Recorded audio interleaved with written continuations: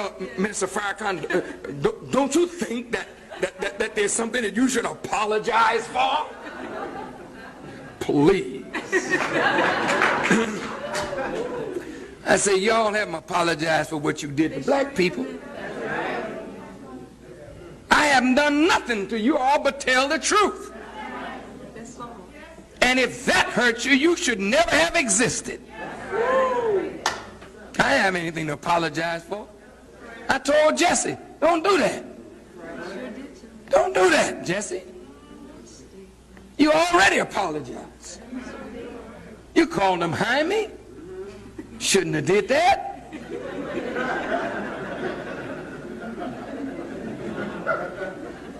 Well, now you went to the Jewish synagogue and you apologized. That's it, man. If I apologize, you accept my apology, I go on. I ain't got to keep on apologizing every time I see you apologize.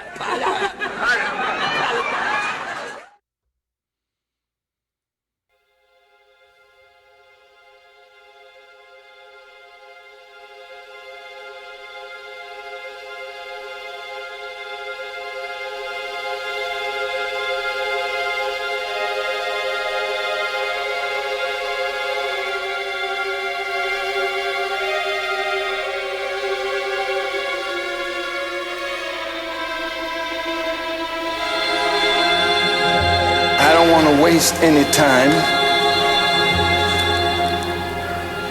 I asked the question, who are the real children of Israel, and I'd like to answer it right away. Go ahead, Jim. Like any good lawyer in a courtroom, he tells you what he's going to prove. All right. And then he goes ahead and proves it and let the jury make the decision.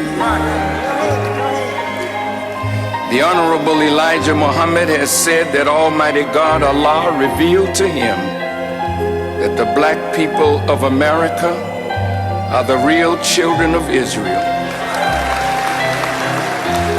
And we are the choice of God. And that unto us he will deliver his promise.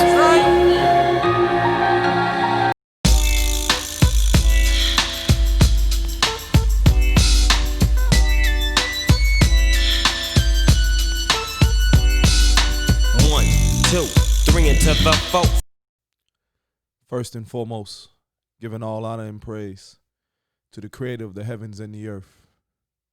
We thank that great God for his benevolence, for his grace, for his mercy.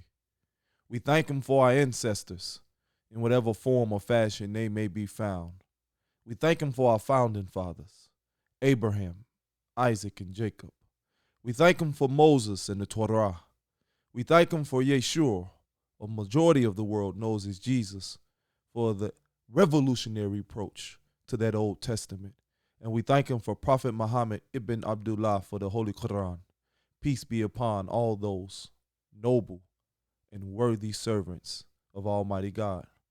But surely if I can thank God of men and women I know only from study, only from scripture, only from the testimonies which they have left, surely I must be bold enough, audacious enough, courageous enough, but most importantly, intelligent enough to thank him for those who he has sent in this dispensation of time. And I could go on forever thanking Almighty God for the men and women who he has sent to be a witness bearer through their life and their testimony. But I must surely thank those who he has sent who was personally shaped, molded, and formed me into the man that I pray I may one day be. So I thank him for the most honorable Elijah Muhammad and the God that he represents, Master Farad Muhammad. I thank him for his students, the honorable brother Minister Louis Farrakhan and the Nation of Islam under his leadership. I thank him for brother Munir Muhammad. May Almighty God be pleased with his soul and his life. I thank him for Halif Muhammad, Shaheed Muslim, the co-founders of CROW. I thank him for that special soul that in 1966, the angel Gabriel visited and impregnated him with a vision that he would take and make manifest. I speak none other than His Excellency, Ben Ami HaMashiach. I thank him for that revolutionary teacher, that master scholar, formerly known as Prophet L.A. Bryant, but later would be resurrected into Nasik Shaliach, the great master teacher. I thank those two great men for their service, for their life, their dedication. And I also thank them for forming a spiritual child, one who took the message of Rabbi Ben Ami, who took the teachings of Nasi Shaliach all over the planet to let the world know that the kingdom of God is at hand. I speak of my father, my teacher, my example, Prince Asiel Ben Israel. In the holy words of peace and righteousness, I greet you. Shalom Aleichem. Assalamu alaikum. Peace be unto you.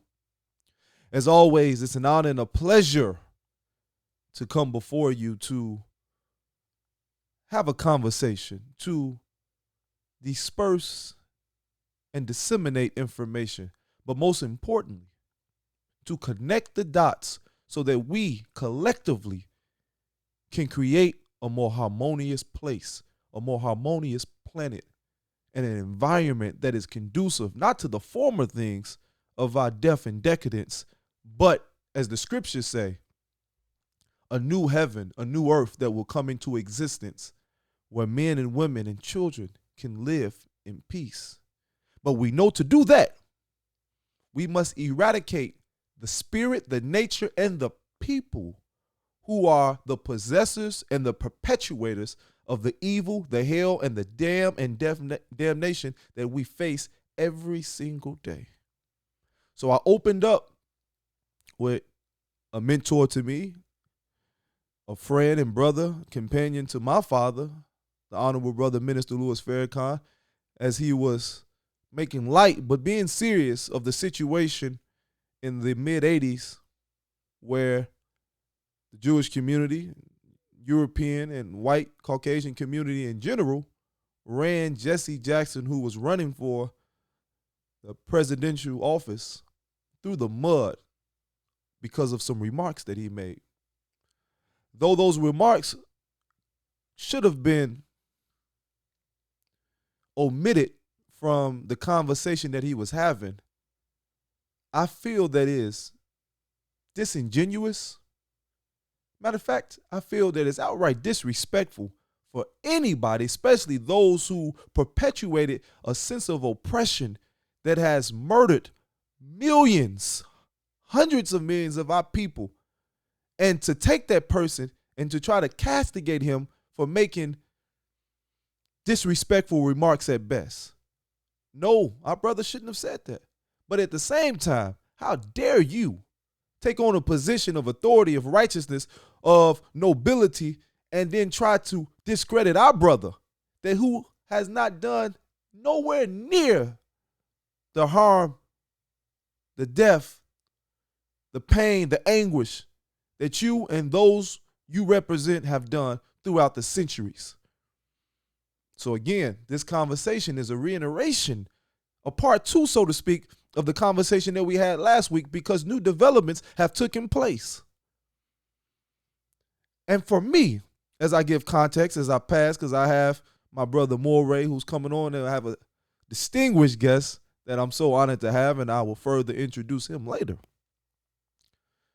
We must understand the reason why we're having this conversation again, because at some point, and that point is now, I want to make sure you understand that men, especially us as godly men, have to be men. And to be a man is to be humble, yes. It's to be respectful, absolutely. It's to have honor and reverence for others, but it's also to be uncompromising on truth, to be unwavering on what is right and what is just, never to capitulate to those who you know, because there's overwhelming evidence of their ability to lie and deceive. See, we can no longer try to straddle the fence and play both sides. We can no longer try to go along to get along. We can no longer put on the back burner what is needed now to so-called or supposedly have a greater means to the ends. So again, I'm contextualizing that because of the grave importance is true manhood again. Because when you have true, strong, intelligent, integral black men, you have a true, strong, integral black nation, which is needed to implement justice on this planet. Because everybody else has been in dominion over this planet and the world has been in chaos. So we know it is imperative that we take our rightful position again so that we can reorient and restructure and reshape the planet again on the premise of truth. Because we know, as my father said and we said in the kingdom, the planet is rotating on the axis of a lie. It's rotating on the axis of a lie. That means internally, we're operating as individuals on the premise of a lie. I'm not here to be spooky. I'm not here to be so esoteric or far off. Though I am a student of scripture, I immerse myself in both Torah and Quran. I'm not going to come up here and be no Bible thumper because we got to make it practical. We have to make it realistic. We have to be able to make it tangible where you can relate to it. And I'm not just espousing a doctrine to self-aggrandize. That's why we making a point to go to what is important. Honor, respect, morals, integrity, principles, accountability. I'm going to give way to my brother. I'll be back later. But I want my teachers to teach you. So I'm going to go to my brother, Morey Kananya. Morey Kananya, you there? Shalom, Nasi. I'm Mitsuyan. I'm excellent. First of all, I want to give all praises to the Most High, Yah Yahuwah. And I want to give a special appreciation to all of our brothers and sisters worldwide that are continuing to fight and continuing to struggle for the complete freedom of our people. So I greet everyone, the audience, the panel, in a perfect peace. Shalom Aleichem. Shalom, shalom. Shalom, shalom, Rabbi. Well, like Nasik said, this is part 2 to what we had did last week. And like he said, there was some new developments. And I think this is going to be an ongoing issue that we will continue to monitor and cover and discuss and analyze and project what needs to be done in order to resolve or to counter some of these issues. Well, the latest development was our brother Nick Cannon. He did an interview on his podcast with a rabbi from LA. I believe he's from LA. His name is Rabbi Abraham Cooper. Now, see, if you could just play the intro to the video for maybe a minute or so, then I'll come back and I want to discuss who the rabbi is, his organization, a little bit about his background, and I'm going to give a little insight to what I thought about the interview. Then I'm going to pass it on to my brother, my friend, my comrade, Rabbi Amram.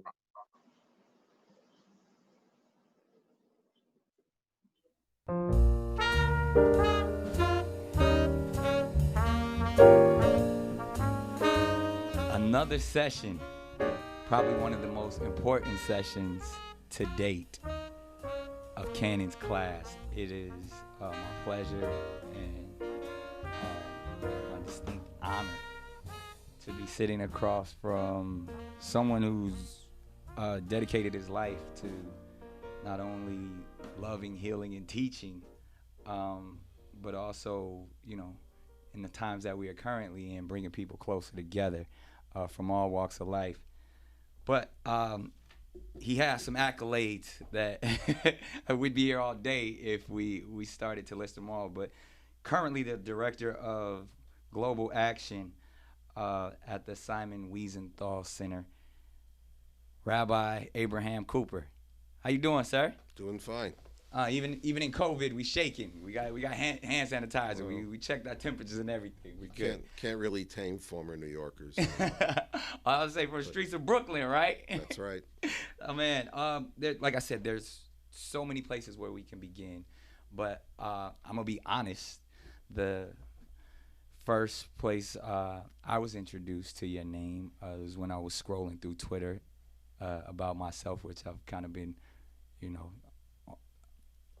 on that forum a lot lately, and I saw something saying anyone seeking a PhD in Jew hatred should watch this interview, and that was you referring to the interview that I had with Professor Griff, and I feel like that may have been even one of the first things that I saw on Twitter that started this snowball effect and eventually became an avalanche of accusations of anti-Semitism towards me, which I had, I've been called many things. I've been canceled several times for being outspoken, sometimes even for my educational platform. But that one was a new one for me specifically, because I in no means ever had, I don't have a hatred towards any group of people.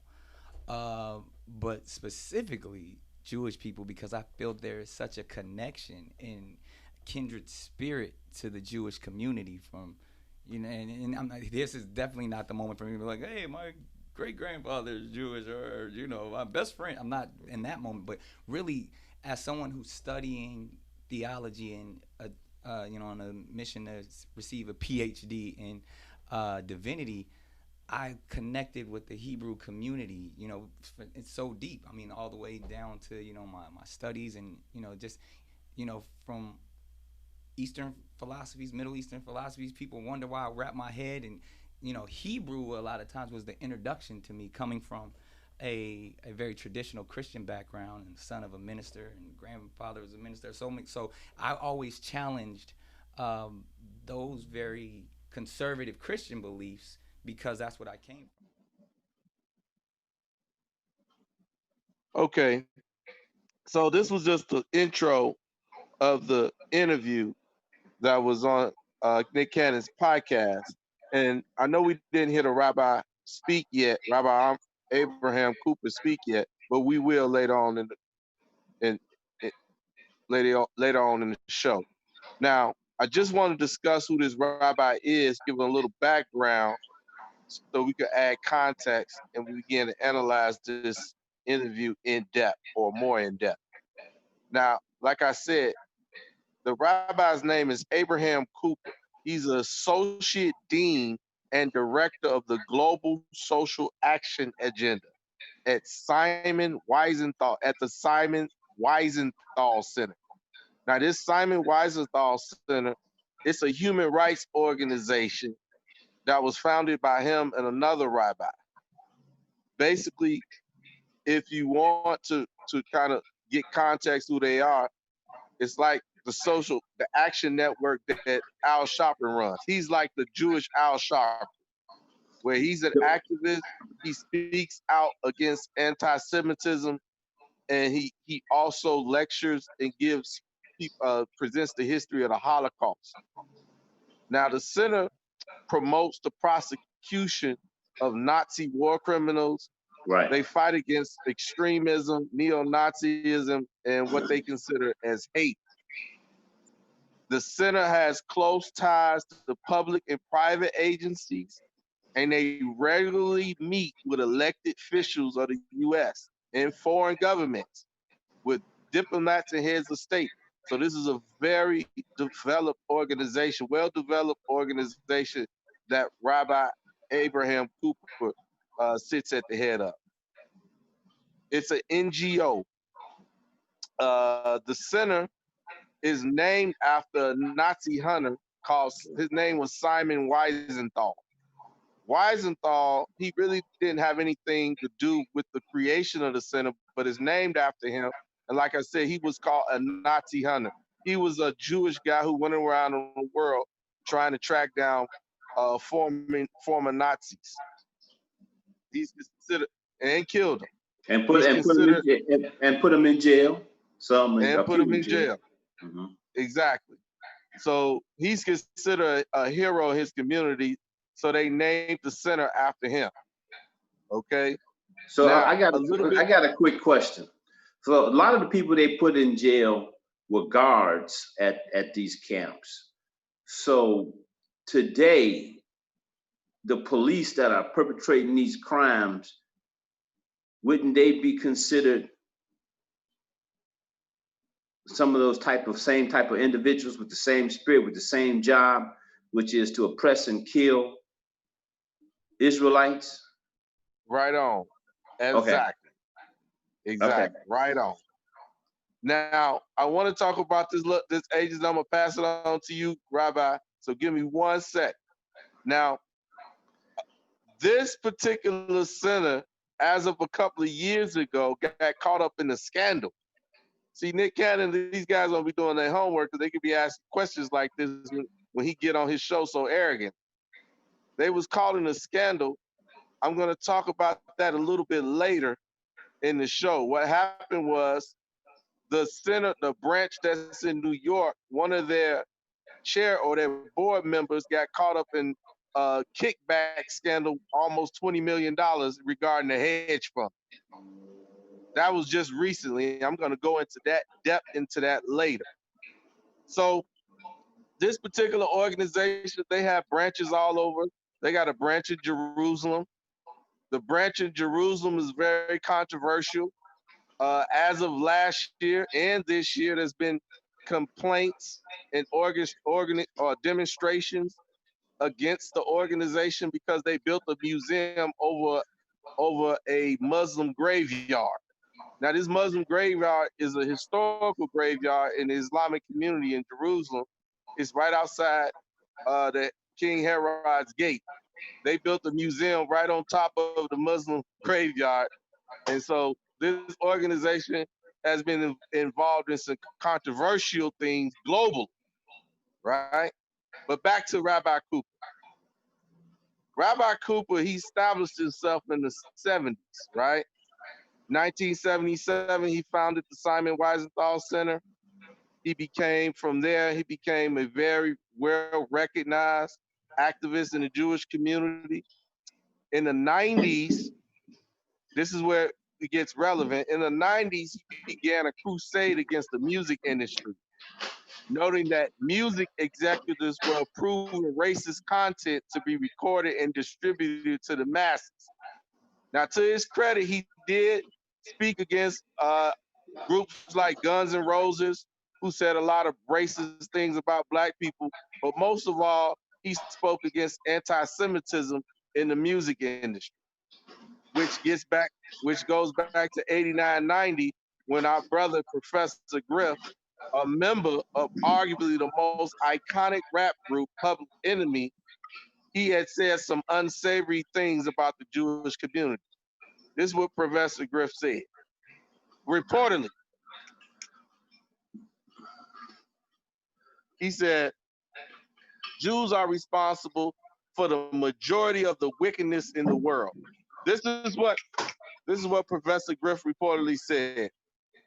Now, this of course, it yielded a response from none other than Rabbi Cooper, the same Abraham Cooper that Nick Cannon speaking to now. He was one of the original people who spoke out against Griff. He called Griff a hater. He called him a bigot and said he's confused by the facts. Now, his ridicule and attack on Griff led to Griff being ostracized and basically kicked out of Public Enemy, which was the hottest or the biggest hip hop group in the world at the time. This incident was a big deal. Now, a lot of us were looking at this from the surface, but there was even more contention behind the scenes. If we can remember, if we old enough, in 1990, Ice Cube, America's Most Wanted, was released. It was produced by who? Chuck D and Public Enemy. At the time, Ice Cube was in an intense battle with we all know if we watched the NWA movie, Jerry Heller, his former Jewish manager who screwed NWA. prompting the infamous lyric, "You let the Jew break up the crew." So this was all recorded in 90 at the same time when Griff was being kicked out by saying his so-called anti-Semitic, making his so-called anti-Semitic remarks. So against the background, Ice Cube was producing a record with anti-Semitic sentiment, which produced by Public Enemy. All this is going on in the backdrop, all right? So what did Abraham do? Now, Abraham, since Public Enemy was one of the #1 groups at the time, he decided to try to make Chuck D capitulate, and he did. But one of the most important things I want to make clear is that this isn't the first time young black men in the entertainment industry have been in conflict with the Jewish community. And I don't see this being the last time, considering the rise of the Hebrew Israelite movement in the black community. And as you can see, this isn't Rabbi Cooper's first rodeo. After intense pressure, like I said, Professor Griff was kicked out. Chuck D compromised. He took him on a tour to the museum like he's doing Nick Cannon, reportedly. I heard he's doing that. And then after he kind of made him capitulate, Chuck D, this was in 90, 91, he said, this is what a statement he made about Chuck D. He may be ignorant of some of our history, but he's not an anti-Semite. So Chuck D was able to continue on as him and Flavor Flav, Public Enemy. Professor Griff was kicked out, and this was the man who was responsible for that, the same man as Nick Cannon's talking to right now. Now, since the early 90s, Cooper's had even expanded the organization. Last year, Newsweek reported him as among the 50 most influential rabbis in the United States. So this is a very powerful man, not just in the Jewish community, but in America. He's one of the most powerful men in America. If he's one of the 50 most influential rabbis, he got power. So this background knowledge is extremely important when attempting to properly analyze this current event. Nick Cannon's interview with Rabbi Cooper, what I watched here, this interview with Rabbi Cooper, what I watched was a spiritual and intellectual castration. And I'm gonna repeat that. What I watched here was a spiritual and intellectual castration. The amount of capitulation on the part of Cannon was a bit too gross. It was gross, and we're gonna get into it. Now I'm for a dialogue and conversation between the communities, right? My position is always, if you feel so compelled to keep another people's in your mouth, whether ethnic or racial, in your mouth, be prepared and embrace dialogue and discourse with that community. So I'm for the whole interview and them sitting down and talking, but I'm not for the capitulation, the gross capitulation. See, I'm adamant, a proponent of discourse, not rhetoric and propaganda, but proper discourse. Proper discourse, and what I see is the foundation of Black press, Black media, and Black academia, but proper discourse. This wasn't proper discourse. This was capitulation, and this was not. There was nothing. This was just castration, intellectual, spiritual castration. So the interview to me was difficult to watch for a few reasons. The first reason is Nick Cannon's body language all through the interview. He appeared to be extremely nervous. The second reason why it was difficult for me to watch is that Rabbi Abraham Cooper, he exuberated an arrogance or this overconfidence from the beginning. It echoed to me a superiority over Cannon. I'm not going to try to insinuate what type of superiority, but he just felt It could have been due to his age and his experience. That could have been it. But he felt so confident. Maybe I think this too. This is the reason why he may have echoed or he may have exuberated this arrogance. During the his initial convo, during the conversation, they mentioned they had an initial conversation. And I believe Cannon may have given him the impression that he was willing to let him castrate him publicly. And when I mean castrate him publicly, to reprimand him publicly, and he would act like he was the student and he was the teacher. That could have been agreed upon before the interview, and I think that may be true. So I think the entire interview was previously kind of rehearsed. Rabbi Kook didn't come into the interview not knowing what Cannon would say, which gets me to the third reason. If you watch towards the end of part one, Cannon began to challenge Cooper more and more. I think it's after the 40 minutes he began to challenge him. He asked him why he wouldn't sit with the minister, because all throughout this interview, Rabbi Abraham was making very derogatory remarks in regards to Farrakhan. First of all, he was mispronouncing his name, probably purposely. Right, I heard And that. he kept equating Farrakhan to Hitler, and which was that was a bit extreme. It was out of bounds, completely out of bounds, and he should have been checked on that. But Cooper and then Cooper, the rabbi, all throughout the interview, he never responded to any of Cannon's real serious questions or even of his comments. He used ad hominem to deflect a lot of Cannon's questions.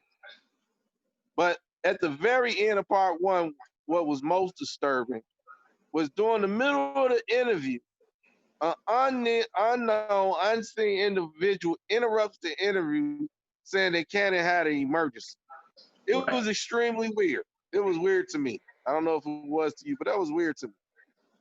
If it had happened towards the beginning of the interview, when Cannon spent a lot of time apologizing, that will be one thing. But during the portion where Cannon was asking tougher questions and challenging or making more controversial statements, like for instance, Cannon said it towards the end, we're gonna get into a little bit, that he would stand up against white supremacy no matter what. He said that the rabbi never responded to it, never. And then like a couple of minutes later, this guy just jumps in and says, "Oh, we cut it off. We got an emergency." It was almost like Nick Cannon was getting outside of what the program was supposed to be. So if you have time, watch the interview. We're gonna continue to discuss it, and we're gonna chop it up a little bit. But I'm gonna pass it on to my good friend, my brother, my comrade, somebody I've been knowing for almost 20 years now, Rabbi Amram. So, my brother, please introduce yourself and talk about your experience with the Jewish community, what you've done, and just talk about a little bit about what you saw in this interview with Nick Cannon. Okay, well, Shabbat Shalom, first off, and I'm glad to sit here and have this conversation, representing my people. My name is Rabbi Amram Abraham. I gave a lot of programs where I put together Jewish individuals, European Jews, with the Israelite community, as well as Christians. We had a lot of Passover dinners. We had quite a few forums about what we had in common. And we've had some forums on the things that we need to work on to better our relationships. Even today, or tomorrow, I'm going to be doing a class on institutional racism at a synagogue. This is part 2 of that very same class. I've done that class quite a few times. And also I taught at Oak Park Temple, the Reformed Jewish congregation in Oak Park. But as far as the interview goes, Nick Cannon had some good points. From what I understand, I didn't hear his initial statement that got him in trouble with the Jews. I heard him say in the interview that he was attempting to use some historical conversation that included Hitler to uplift his people. Now, me, myself, I don't care where you get good information to uplift your people, you should do that. Nick Cannon made a statement that if he can't use Hitler's name because of the atrocity that Hitler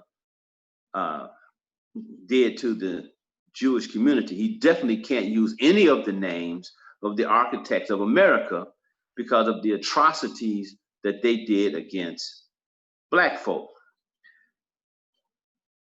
And that's true. The Holocaust went around 10 years. Our oppression, the slaughter of our people, the slave trade through the Middle Passage went all the way to the 1960s in some countries. Now, it went to the 1960s into the middle, what they now call the Middle East. I don't remember the Jewish community standing up and saying, stop the slave trade in the Middle East in the 60s.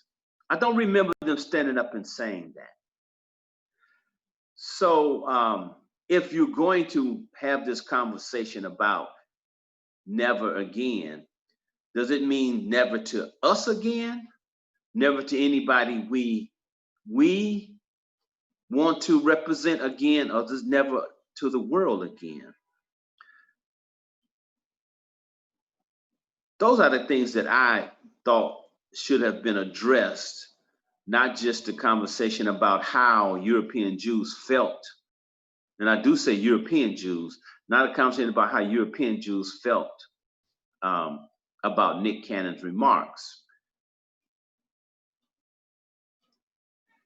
When I heard that he said that the Black man was the original Israelite, it took me back to a statement by the Egyptian president when he said that he has a hard time trusting the Jewish community because the Jewish community left Israel Black and came back white. Now, Colonel Abdul Nasser. That's right, Colonel Nasser, right. And so now that it reminded me of that conversation because it's true. It reminded me of how everyone talks about Yiddish and trying to reestablish the language of the Jews, but they don't talk about Ladino, which is a language of Jews in Africa throughout Spain. So it seems to me that a lot of this hinges on what happens to European Jews. That's a problem to me. That's a problem to me because there's no conversation about how we interbreed this conversation. There's no talk about how these centers that are supposed to be for anti-Semitic conversation, how they're not supporting Black Jews, Israelites, when we get anti-Semitic conversation. Why they're not saying to Israel, the conversation that you're having, Israel, Facts. with the Jews of color is anti-Semitic, and you got to stop it. We're not hearing that conversation. It's a one-sided European conversation, and that's the thing that I have a problem with. I have an extreme problem with that. He talked about how many Jews died in the Holocaust. He didn't talk about how many Black folks died, how they got sterilized, and was Rabbi, he never mentioned Breonna Taylor's name. He never mentioned George Floyd's name. He never mentioned any of the victims that are currently being discussed throughout this whole hour and a half, 2 hour video. Yeah, and so the oppression of Black folks is so, I mean, it so encompasses every year is something. And since the And since the phones, since we've been able to record things, 2014 or 2014 up until now has been a flood of incidents where they just show the body count of black folk, the body count of black folks at the hands of the authorities. You can't tell me never again and don't address these things. Because genocides, see, there's a Rabbi Salavinsky said that, when you lose your culture to merge with somebody else, that's cultural suicide. He says, now we do not embrace cultural suicide. You must be able to maintain your culture in any society. Assimilation is cultural suicide. Jabotinsky told us that in the 1940s, we don't have those kind of conversations. These are not the kind of conversations we have. The teaching that I got said that Miriam had a particular job during the Exodus. And Miriam made sure that every Israelite tribe maintained their own culture. That was her giving them water and teaching them to dance. When she passed, Moses was to give them water. That meant to give them their culture. He tried to give everybody the same culture. He tried to make the rock give everybody the same water. That was his problem. It wasn't his anger and him hitting the rock. Him hitting the rock was trying to force a culture. And that's what we have now. He was banished from being in the land for that. We have to have that conversation. That conversation is, if a person says that they're against genocides, they can't just be against the genocides of their people. Because if you allow black folks to be lynched, once the black community is thoroughly under control, they're going to go after somebody else. And it could actually be the Jews again. Because I can remember when European Jews was considered Negroes turned inside out. That's what Hitler thought. Yeah, that's why he was killing them. Yeah, they was African. There was Negroes turned inside out. In Chicago, there was considered Negroes turned inside out until they got enough economic, political power. Until Israel became extremely powerful, they were considered Negroes turned inside out. Let us not forget, huh?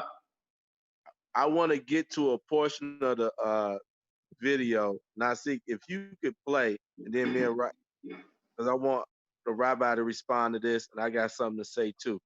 If you could play, I think it's 48:50 in the video, 48 minutes 50 seconds, and play a few minutes of that. What Rabbi Cooper does here was Cannon begins to kind of pressure him with certain topics and certain questions. He turns around and tries to suggest that Cannon is playing a victimization role. This, y'all gotta hear this. This was insane. This was, to me, the most alarming portion of the interview. So now, see, if you could turn it there, I want to build the rest of the conversation off that particular 48 minutes and 50 seconds. You can play a few minutes of it, maybe 3 minutes.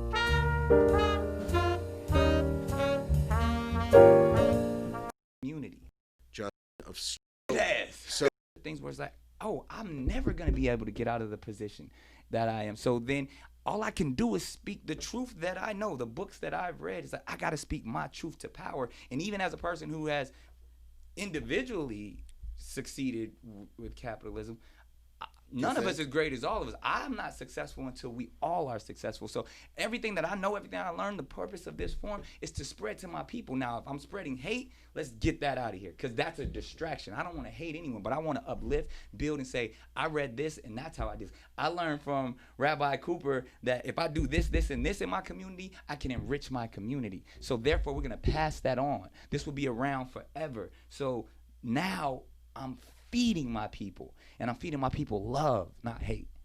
So let me make a couple of other points about victimization.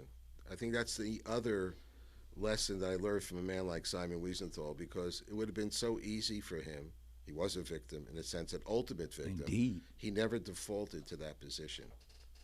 That took an amazing amount of humanity. Say it. That's also, when you read the literature, about newly freed slaves, or the effort to, in the 20th century, including right in our hometown of New York, the efforts to raise yourself up without allowing the negative to envelop you completely. That's not so simple. Right. And what you have, I don't know how many times I'm interviewed by the media. So tell us about the statistics of hate crimes. We don't like the media either. Tell us about the statistics on hate crimes. Right. I said, well, it's really very easy. Ever since 1991 or 92, when the FBI has been keeping official statistics, with the exception of the 3 months after 9/11, the number one target of race-based hate crimes in America, African Americans. About to say. And the number one target of religion-based hate crimes in America are the Jews. Absolutely. Now, if you would ask me, is that a 1-2 position that we want to maintain? We're very happy to offload that to someone else. But the fact that it's still there, and the fact when you see it transmuted onto social media, you see the things in the real life and then feeding, back and forth. I learned from someone like Simon Wiesenthal and all the other survivors that I've had the honor of meeting and interacting with, is that if you can avoid the victimization route, your chances of success in the real world are really enhanced. If you default to the victimization, chances are you're not going to be able to crawl out of that hole. Not that it was a fair place to start from the beginning. From the beginning, but when I think back of Mr. Wiesenthal, and of course he never left the Holocaust. Man, think about it. The guy was he's an architect. Yeah. Do the math. He's an architect. He's in a DP, displaced persons camp, a few months after the war with his friends on a Friday night, and with the Shabbat candles. Is that when he said you're gonna that the Jews? Okay. All right. So if the audience listen to the rabbi very carefully, and you got to be listen with a keen ear. First of all, he said, "Let me talk about victimization," and he only said that in response to Cannon, after Cannon went on a short when he was talking about some of the issues that confronting the Black community and what we should do. The Rabbi Cooper decided to say, okay, let's talk about victimization. Then he went further and talked about how his people avoided playing the victimization role. Right. How they gain economic and political, positions. Yeah. Right. And how they was no longer. So this has been, if you know about the victimization card, see, this has been a white supremacist talking point for a long time. Right. Basically, what he was saying was that Blacks need to do what? Pick themselves up by their bootstraps like his people did. Right. That's exactly what he's saying. Please go back and listen to 40. I think the minutes was 48 and the seconds was 50 seconds, and listen to it for 3 minutes. Basically, what he's saying is that black people are in a condition, Brother Cannon, because you guys did not pick yourselves up by your bootstraps, and you guys have played the victim over here in America. That's what he's saying to Cannon. Now, Well, throughout this entire... Let me add to that. Can I add to that? Go ahead. He also told him that you and some of your rich friends can change this. Yep, that's exactly what he told him. You and your rich friends can come together and change this. Yep, you and your rich friend. He said, look at you. That's what's going to get me to my point. I was about to get there. Yeah, okay. Now remember, throughout this whole interview, he never mentioned any of the victims. He mentioned slavery maybe once or twice, and he never mentioned any of the current victims when it comes to this whole Black Lives Matter whole thing right now that we're going through. He never even used it as a talking point. He sat up there and talked about the Holocaust for much of the interview. Now he's sitting up here talking to a young black man, and all he tried to throw in his face was the Holocaust, which I don't have a problem talking about the Holocaust, but he seemed a little bit disingenuous when Cannon started talking about the issues of the black community. He wanted to throw up victimization. See, I got a problem with that. Wait, let me give you another thing that he did that white supremacist does. He all of a sudden started talking about how he's helping Africa. He did go into that. He went into how he's trying to give some kind of lessons in classes to countries on the continent of Africa to reduce the slaughter. He don't know he sounded, Rabbi, he don't know he sounded to anybody who got ears. Right. And anybody whose mind is sharp, any brother, he sounded like the prototypical white supremacist. That's right. With a keep on. He don't even know it. And I'm sitting up there listening like, oh, and I told Nasik when I started, I said, man, he blew this interview. I said, man, he sounded so like a white supremacist, he don't even know it. He thought because he was talking about the Holocaust and deflecting all these conversations that we wasn't paying attention to the little details. He brought up victimization. He never mentioned it. He kept on mentioning Martin Luther King. He sounded like a white supremacist. Every time we get into these difficult discussions about race in America, white people want to throw Martin Luther King in our face. They want to push it down our throats about pacifism. Every time. But when Nick Cannon mentioned the fact that Martin Luther King talked about being nonviolent and integrating, he said, but then he turned around and talked about how terrible it was for black folks. And he shifted the conversation again. Oh, I caught that, Rabbi. I caught that. I caught that. He's talking about the poor people's. That's Nick Cannon. Well, he should have been more detailed in the conversation. He should have gave the speech that King was talking about, and he shouldn't have let the rabbi control that part of the conversation, because you're right. Nick Cannon tried to come. He tried to go, and what did the rabbi do? He deflected, acting like he didn't know what he was talking about, and went on to something else. He controlled the conversation, and it was supremacy at its best. It was on a part of the Jewish community, I must say, a person who interacted with it, it was a horrible look. Not because, and again, I'm from discourse and I'm for dialogue. But when you send somebody that seems to be arrogant, aloof, and out of touch on a big stage interview like that, talking to a young black man that at least knows a little bit of his history, man, the interview looked awkward. Now, Cannon did him a whole lot of help by capitulating to a lot of his mess. But in my point of view, initially I thought Nick Cannon looked bad, but after looking, I was like, oh, this rabbi looked horrible. In Nick Cannon's defense, he was there as the student, and so the student, the student has to bring up questions to make the teacher teach them properly and help them stay on point with their education. but the student has to be respectful to the teacher, and that's an important. Okay, so yeah, he was being respectful, and in my opinion, way too respectful, and he should have challenged him a little bit more.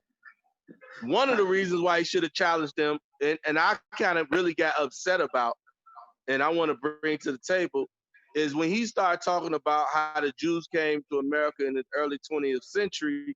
Basically, he was saying, oh, we came here poor, we didn't have nothing, look where we are now. And I felt a little uncomfortable with the situation, even though the Jewish community has done, hey, they have achieved a lot in America, you can't take that away from there. But he said that almost to slight our community and slight our people in such a way that I was a bit offended by it.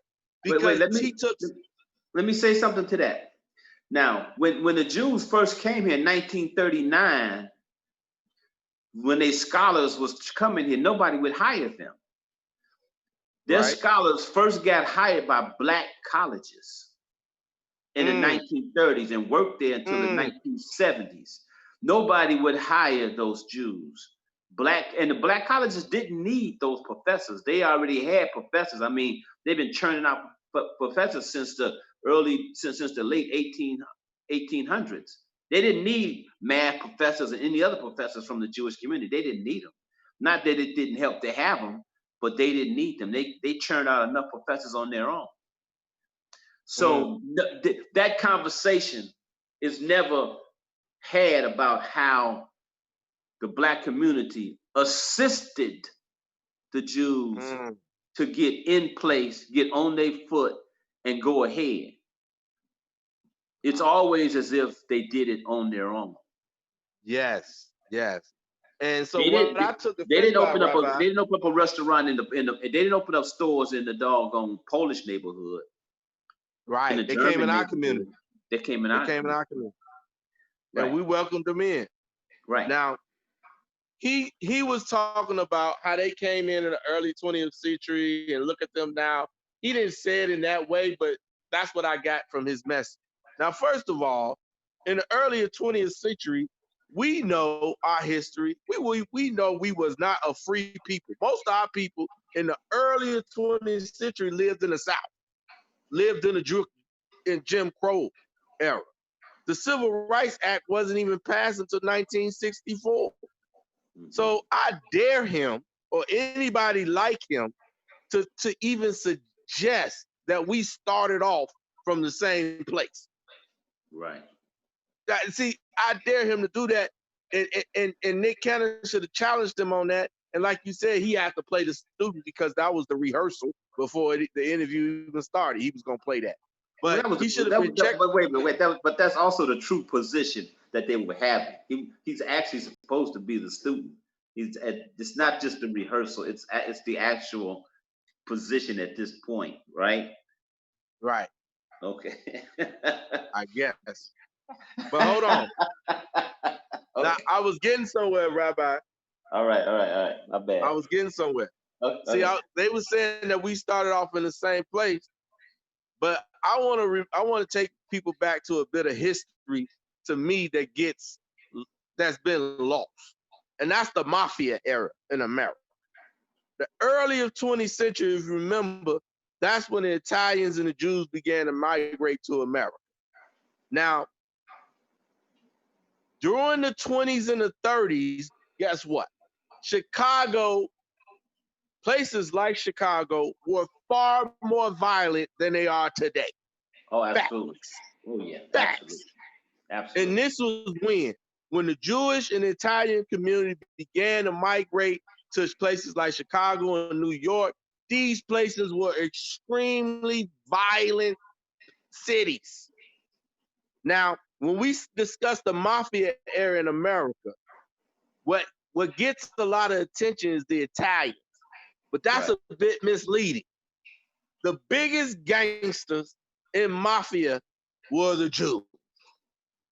Meyer Lansky, Bugsy Siegels, Arnold Rothstein, Mickey Cohen, so on and so forth. Man, the Jewish mob was more powerful than the Italian mob. Facts. So when he talked about their early history in America, I say, let's talk about it. Let's But talk look, about your look, early history. look, the Because Jewish mafia was so powerful that they supplied the Jewish army when they got a country. back, see, they had a lot of criminal activity, like the Italians, when they first came here. But what? They had the complexion for the protection. I'm going to say that again. They got away with the stuff because they had the complexion for the protection. They were Hey, able to and get wait a minute away now. with. And in Chicago, when they moved away from those activities, they passed it on. They developed another group and passed it on to them because they developed the vice lords. Wow. They created and developed the vice lord and passed it on the west side to them. Now, if you can remember, Rabbi, when I was talking about Abraham Cooper's organization, the Simon Wiesenthal Center, I was talking about how they was defunded by the New York Council. They defunded them in New York because they were receiving kickbacks, right? Right. Now, this is the organization that the rabbi is currently a part of, and this just happened within the last 3 or 4 years. Now, listen to this. Let's get into this. Let's dig into this. Now, the board member that was receiving kickbacks was a Jewish man named Murray Hubbardfield. He founded a hedge fund called Platinum Partners because he want to talk about lifting people up by their boot, how we need to lift each other up by our bootstraps so we can move forward. But he ain't talking about what exactly they did to lift themselves up by their bootstrap. See, I don't want to hear about the Italians, the Irish, and the Jewish people talking about how they made it in America when they cheated their whole way to the top. All three communities. Facts. All three communities. If I go in their history, I'll show you the criminal activity and how they was able to turn the criminal activity and make it legal, and therefore they start. We didn't never have a chance to do that. While they was being criminals, remember, we was starting Black nationalist movement. We was starting spiritual organizations, Pan-Africanist movement. While we was doing that, they was doing all the damn crime, getting away with it because they had the complexion for the protection. And once they was able to generate enough funds through criminal activity, they was able to create legal things, and we never had it. By the 60s, they was already legal. When we became so-called free, they was already legal. Right. And we was already up under all three of those communities. They was already past us. The Irish was already the police officers and the firemen. The Italians already own all of the businesses. The Jewish people own all the stores. And so they need to stop. I really took offense when he started talking about us playing a victimization role. When, man, y'all ain't been playing fair. And that's why I got to speak up against him and his organization, because they ain't been playing fair as of recently. Right. As of recently, they ain't been playing fair. This man named Murray Hubbardfield, who sat on the board for his organization, the Simon Wiesenthal Center, he started a bogus hedge fund and bribed and schemed and got money from the Correctional Officers Union of New York. Stole all their pension money. Stole all their money. They had $20 million in their pension fund. He took 19. Oh, he left them something, huh? No, the other million went to the black dude who he was working with, who was the head of the union, Norman Seabrook. Norman, look up these names. Norman Seabrook, who was the head of the Correctional Officers Union. He was the one working with Murray Hubbardfield with the hedge fund. He was the one putting the money in the hedge fund. He was trying to make $1 million. Murray Hubbardfield, the Jewish guy, he was taking 19. Wow. So the union lost all their money, bro. All their money. all their money. So it was a bit. You see, I got a bit really offended when he started talking about how they lifted themselves up by their bootstraps and they didn't play the victimization role. Yeah, I know. Because y'all been cheating the whole goddamn time. And guess what y'all been doing? Getting away with this shit. So now Black people ain't been afforded that opportunity. Now, look, I've got to sign off in a minute, but I got a question. Nick Cannon mentioned the fact that after you apologize 3 times, you have to accept the apology. Now, is that a way to say that Nick Cannon will soon be accepted again by the Jewish community that's trying to shun him and make sure that he never works again? Does that mean that? Because there's another part of that who says when you defame some people with your words, only the Creator can forgive you, because it's like putting feathers in the wind. Because it's everybody who heard that message spread that message, and as they spread that message, they continue to defame this person. Now maybe because he can go in the air and get it in the wind, you can gather, that whole conversation about gathering his feathers. So what does that mean? Does that mean that he's going to be accepted back into the club of whatever that club is, of acceptable people among the Jewish community, or is he still going to be shunned? He's going to be like Flavor Flav. He's going to be brought back. I'm gonna answer it first, then Nasi can go ahead and answer. To me, I think Nick Cannon decided that he would work closely with the Jewish people to fulfill their agenda. Okay. That was his compromise. Hey, okay, I'm with y'all. Y'all can use me for whatever y'all use me for. We move forward on that, and I apologize, and therefore, they like, okay, we can use you. Let's see if we can use you. They used the interview as really like an initiation to see, okay, is he gonna be a friend of ours or not? And I think that he passed a card based on the interview. He didn't challenge them on anything. He did allow a little disrespect. He allowed him to say whatever he wanted to say about Farrakhan with no defense. Not that you could defend everything the minister say, because you really can't, but you can't defend everything the minister say. But Cannon, we all know that Minister Farrakhan is a leader in the Black community, and Nick Cannon basically let him get on his platform, say negative things about the minister, and didn't say nothing. So I think that was the arrangement. Okay. I'm looking for part 2 of this interview. It's definitely gonna be something. I'm not sure. Right. Go ahead, Nasi.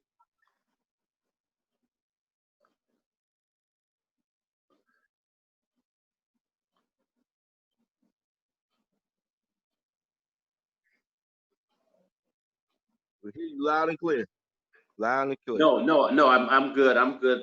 I have to wrap it up soon. I got to run out of here to put together this class. But I really appreciate you, brothers, and keep up the good work. And whenever you need me, whenever you want me, you know how to reach me. Well, you are a rabbi. We know how to reach you. Absolutely. Need you. All right, hold on. And look, and a rabbi need a community. I need you too. We here.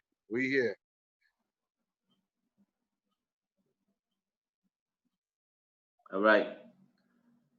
Shalom, shalom.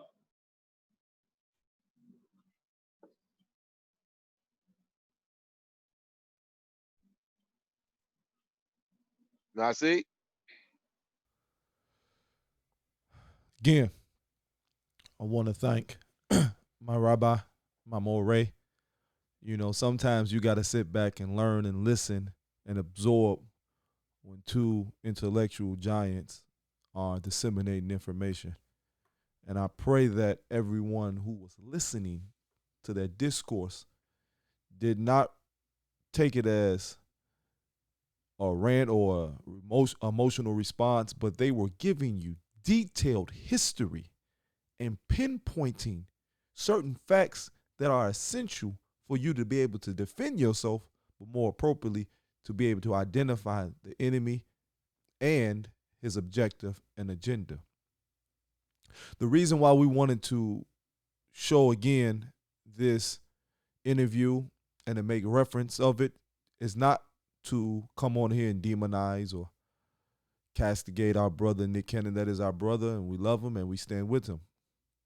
But we must use these examples when they present themselves so that we can appropriately and intelligently be able to decipher what's taking place. We understand that white supremacy operates on three mechanisms, mainly deflection. You heard the Moray talk about how Rabbi Abraham Cooper used many deflection tactics in his discourse with Nick Cannon. They also use deception. I talked about last week that all warfare is based on deception. So intentionally misleading, misguiding, misinstructing, misinforming your adversary is essential to present a successful war or onslaught. And the third, which was made reference to as it relates to the intellectual and spiritual castration that took place, is dominance. When those other two in particular don't really hold up or don't produce the necessary result that is needed, they resort to what they've always done in these circumstances and situations, which is dominance. It was a term that was coined during the Cold War, 1950s, called existential deterrence. And it was related to the two world powers at the time, the Soviet Union and these United States of America, being in a protracted war, but either or neither side willing to pull the trigger because they knew both sides had the necessary armory and weaponry, which were the nuclear weapons that could destroy each other. So when both sides are perceived evenly yoked, you're able to have somewhat of a stalemate, so to speak.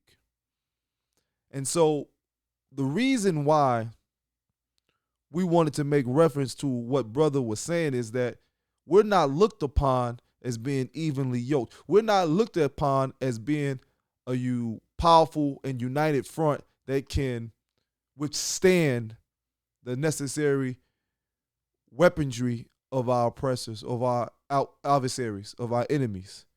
They feel that they have superior weaponry as it relates to their ability to lie, deceive, to deflect, or dominate us in a way that they can still be able to implement, which Rabbi Cooper, that is, I'm speaking of, was their missile, so to speak, to come in, publicly display their ability to punish, dominate us, and also to discourage, because they want to make, with Nick Cannon as an example, those who would in that arena stand up and take a position based on truth. This is how you will be publicly treated, and this is how you will be publicly, as brother said earlier so articulately but so accurately, castrated. So how do you build up the necessary cachet to develop the necessary existential deterrence? And it's not by trying to capitulate, compromise, and find a commonality that we can work on. The only commonality that we can focus on now is our survival. That means that we're going to have to circle our wagons and be amongst those who sincerely and genuinely have our best interests at hand, and those who have been actively proven and working in that work that we can use as credible examples. So for our brother to be on that platform, to welcome the Rabbi Cooper on there, and as brother said, publicly disrespect a beloved advocate for our people, for one who has worked over 60 long years on the advancement and the cultivation of the necessary qualities that's needed to be a free and independent people, and you let him come and try to demonize him and criticize him on your supposed platform, that's atrocious. That's atrocious. See, the only way we're going to be successful, the only way we're going to be able to endure is, again, by fortifying ourselves with the necessary understanding that if we're going to have freedom, if we're going to have justice, if we're going to have equality, if we're going to have victory, it's going to be amongst ourselves.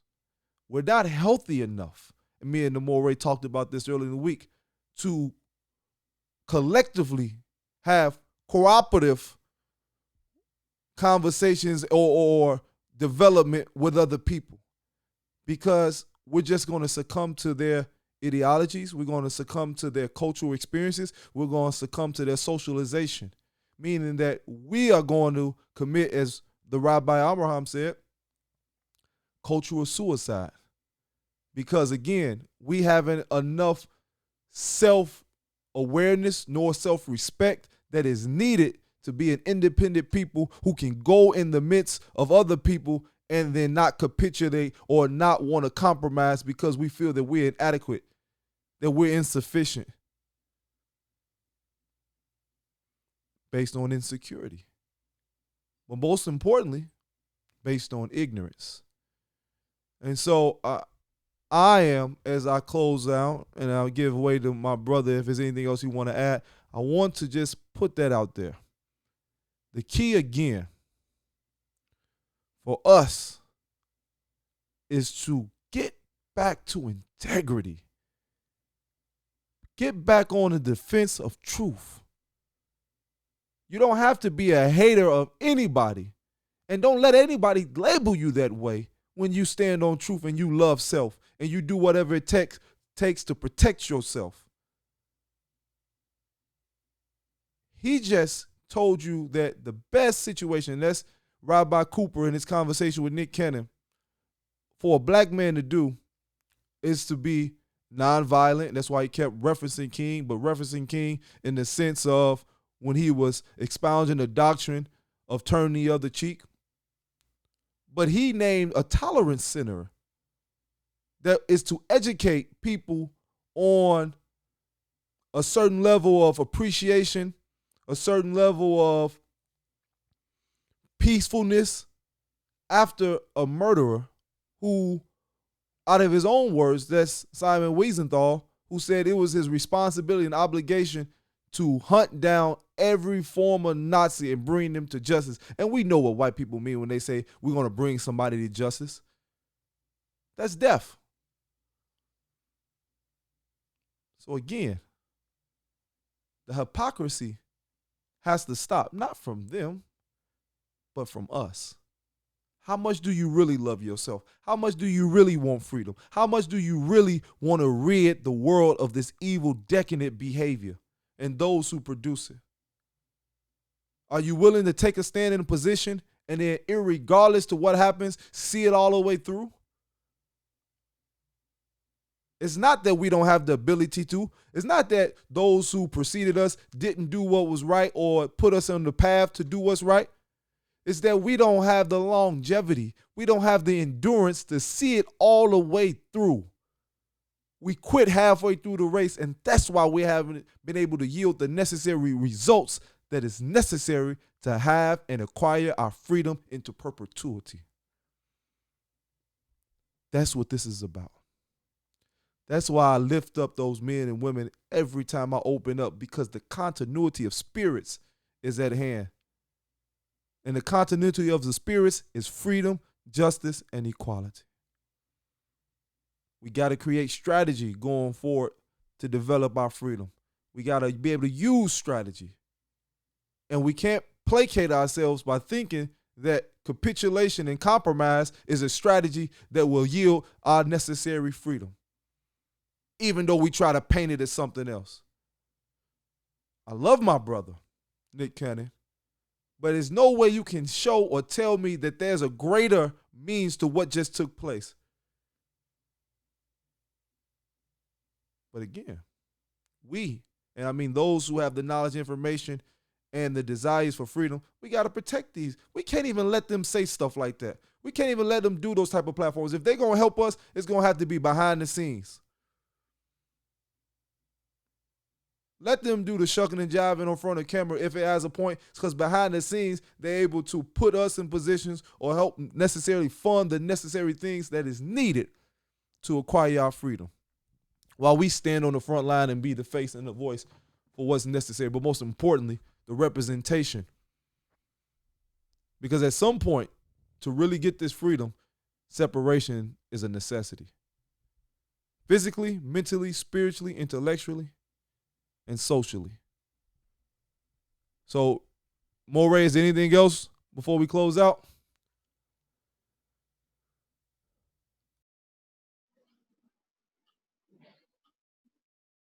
Yeah, I'm sorry. Um, First of all, I want to say that appreciate everybody for tuning in this week. This particular session is extremely important because it's a teachable moment for us all. Because there was a lot of things that went wrong in this interview. And one of the things was for them to even have the audacity to even want to come on his show and disrespect a black leader in that way.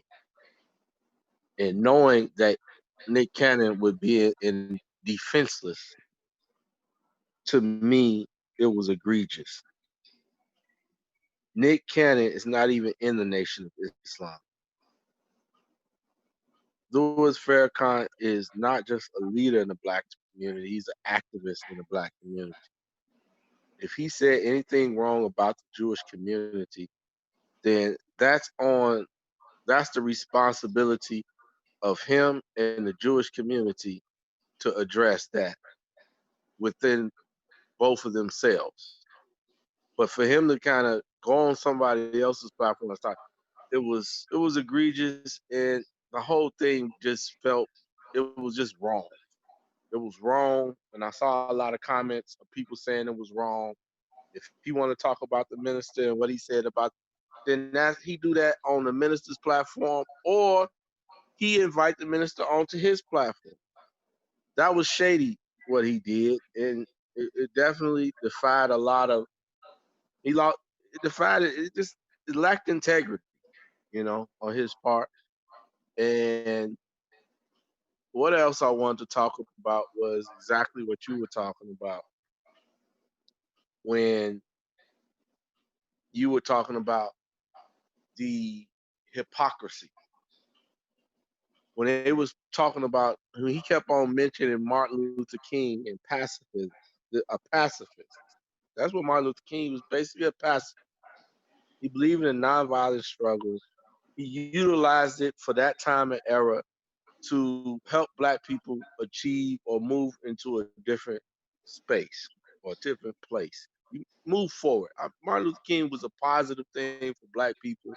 His movement was important, and what he did was extremely important. But to always reference Martin Luther King to try to make him our leader, our Messiah, man, it's starting to bug. It ain't starting to bug me. It bugs me. Because as you pointed out, Nasi, his hero is somebody who did not use the same tactics that Martin Luther King did.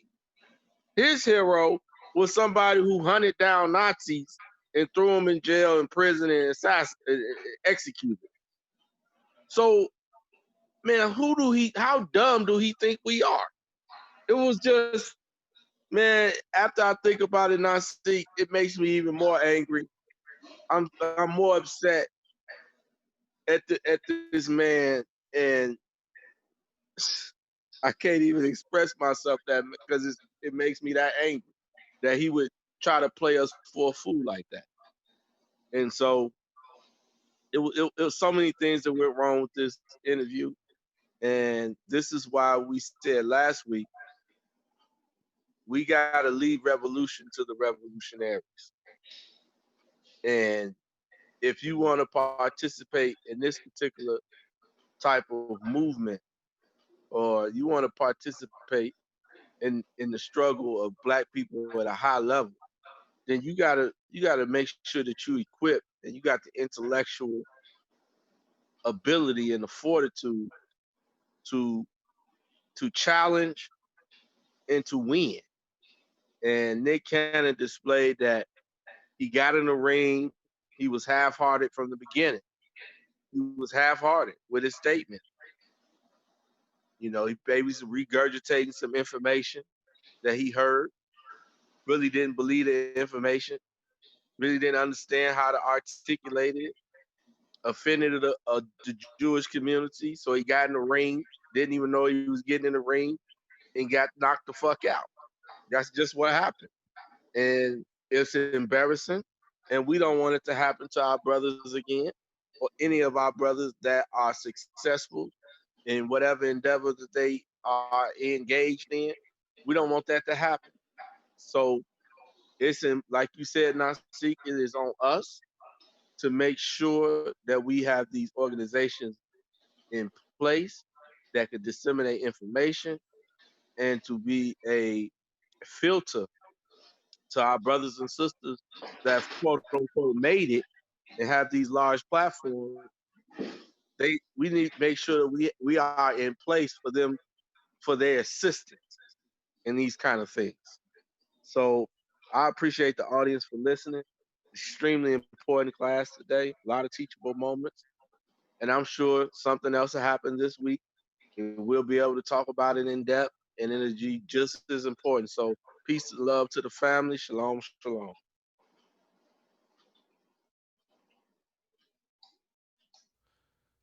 Hallelujah, hallelujah. As we close out,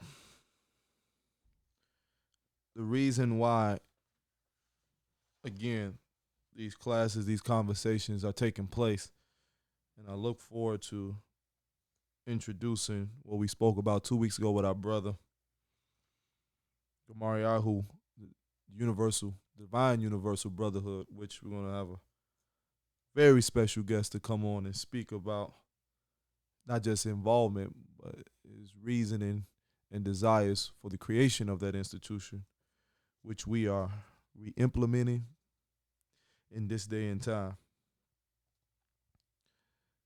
But I want to close out on this. The key for this discourse and the example of our information and knowledge is the resurrection of our people.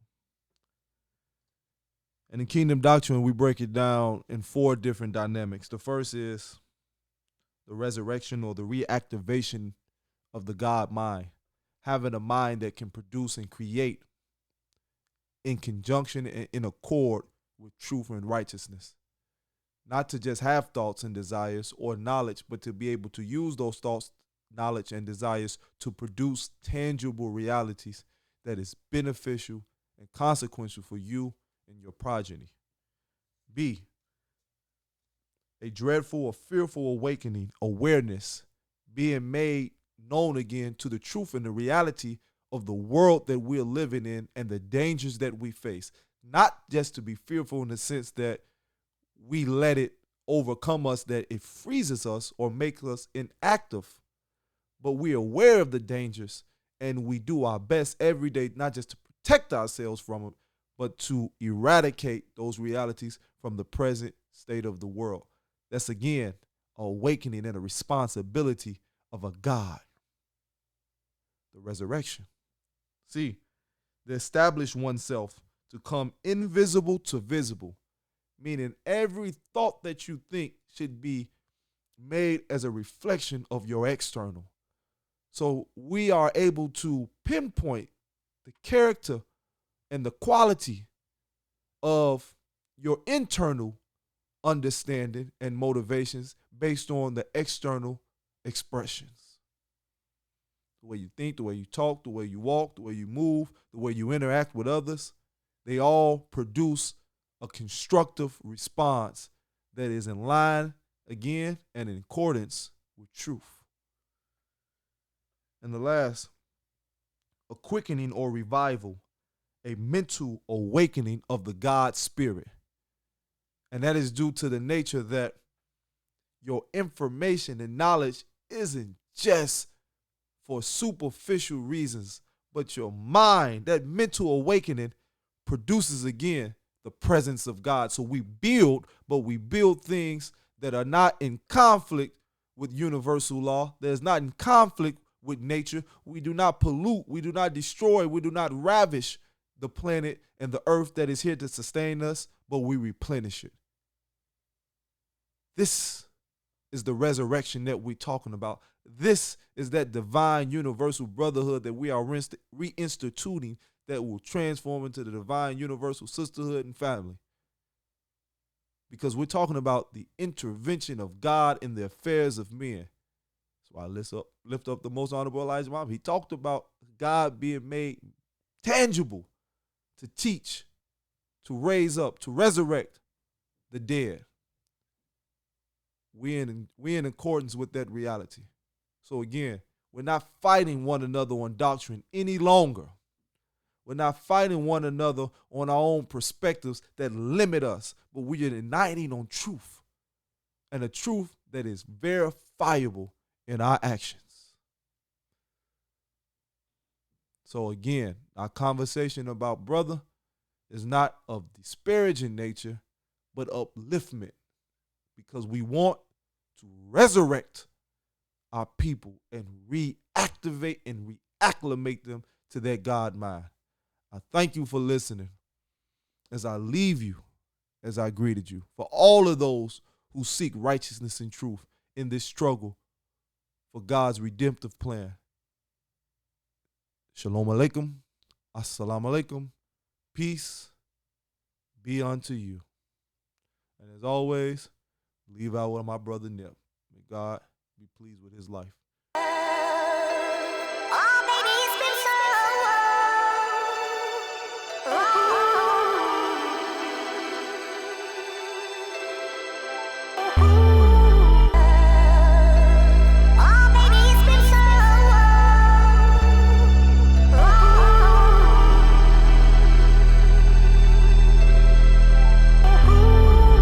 Mogul and they know that.